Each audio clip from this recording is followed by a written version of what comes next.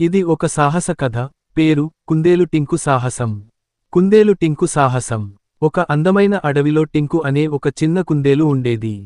టింకు చాలా ఉత్సాహంగా ప్రపంచాన్ని అన్వేషించాలని కోరుకునేది. ఒకరోజు అది అడవిలో ఆడుకుంటూ ఉండగా ఒక మిరుమిట్లు గొలిపే సీతాకోకచిలుకను చూసింది.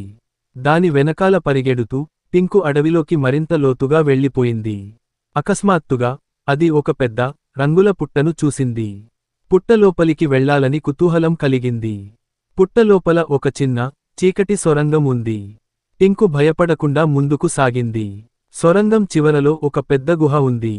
గుహ మధ్యలో ఒక మెరిసే నీటి కొలను కనిపించింది.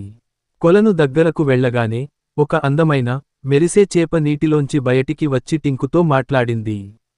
నువ్వు చాలా ధైర్యవంతుడివి అంది. ఆ చేప టింకుకి ఒక పురాతన పటాన్ని ఇచ్చింది. ఆ పటంలో అడవిలో దాగి ఉన్న ఒక నిధి గురించి ఉంది.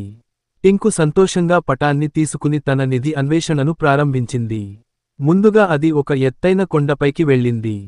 కొండపై దానికి ఒక తెలివైన ముసలి గుడ్లగూబ తారసపడింది. గుడ్లగూబ పటంలోని ఒక చిక్కు ప్రశ్నను పరిష్కరించడానికి సహాయం చేసింది. తర్వాత టింకు ఒక దట్టమైన నది దగ్గరకు వచ్చింది. నదిని దాటడానికి దానికి ఒక చిన్న తెప్ప కనిపించింది. తెప్పలో నదిని దాటుతూ ఉండగా ఒక అల్లరికోతి దాని వైపు పండ్లు విసిరింది. టింకు నవ్వుతూ ముందుకు సాగింది. నది దాటగానే ఒక పెద్ద చెట్టు కింద ఒక నిధి పెట్టె కనిపించింది. అది చాలా పాతది, దుమ్ము పట్టి ఉంది. టింకు పెట్టెను తెరిచింది. లోపల దానికి పచ్చటి ఆకులు, అందమైన పువ్వులు ఉన్న చిన్న మొక్కలు కనిపించాయి. ఇదే నిజమైన నిధి. టింకు ఆ మొక్కలను తీసుకుని తిరిగి తన ఇంటికి బయలుదేరింది. దారిలో తన సాహసం గురించి ఆలోచిస్తూ సంతోషించింది. టింకు ఆ మొక్కలను తన ఇంటి పక్కన నాటింది. అవి పెద్ద చెట్లుగా మారి అడవికి మరింత అందాన్ని, ప్రాణాన్ని ఇచ్చాయి. టింకు అందరికీ ఆనందాన్ని పంచింది.